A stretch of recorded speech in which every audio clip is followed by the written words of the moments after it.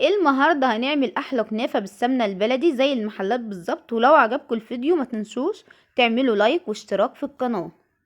اول حاجه هنجيب كيلو كنافه، هيبقى عليه نص كيلو سمنه، هنقطعها حتت صغيره جدا لا تذكر. وهنجيب النص كيلو سمنه، هنحط ربع على الكنافه، هنفركه فيها وهنقطعه حتت صغيره، هنخلي الكنافه تشرب السمنه. والنص السمنه التاني بقى، ما احنا قسمنا نص كيلو على نصين، هنحط في الصينيه، ولما نيجي نقلبه هنحط بردك الباقي في الصينيه. ماشي.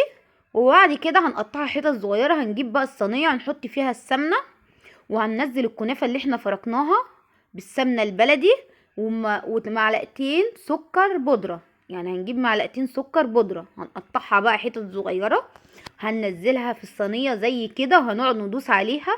احنا كده بنعمل طريقه الكنافه زي المحلات بالظبط. وبعد كده هكون محضره المكسرات، عاملاها يعني حوالي 5 معالق سيرم تقيل، اللي هو العسل بتاع الكنافه اللي احنا عاملينه، هنقلبه على بعض وهننزله ونفرده كده في النص.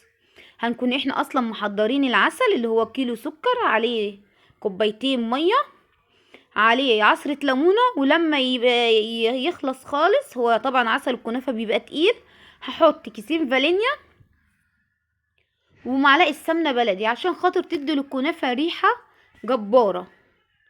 وهنزل بقى نص الكنافة التاني على الصينية اهوت، وهضغط عليها تبقى زي بتاعة المحلات بالظبط. هفضل اضغط اضغط اضغط، انت ممكن تجيبي صينية تانية وتحطيها وتدوسي عليها بايديكي. ماشي. يبقى عسل الكنافة بيتعمل ازاي؟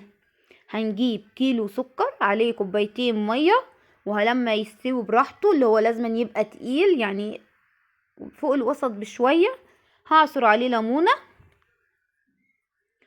ولما يخلص خالص احط عليه كيسين فانيليا ومعلقه سمنه بلدي.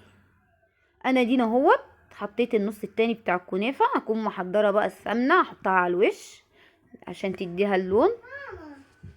فضي بقى على الوش السمنه زي ما انتوا شايفين كده، وهكون محضره الفرن على 180 درجه. الحلويات بتتحط في الفرن على 180 درجه. وبصوا بقى الجمال بقى، هتبقى شكلها ايه. بسم الله ما شاء الله. انا قلبتها في الصينيه، وده الوش اللي كان تحت. هحط بقى الباقي السمنه في الصينيه وهنزلها في قلب الصينيه زي ما انتوا شايفين كده، ولا تكات ولا حركات، كل دوت الشيفه مين. اكتبوا لي بقى بالتعليقات. زي ما انتوا بقى شايفين كده سويت الوش التاني.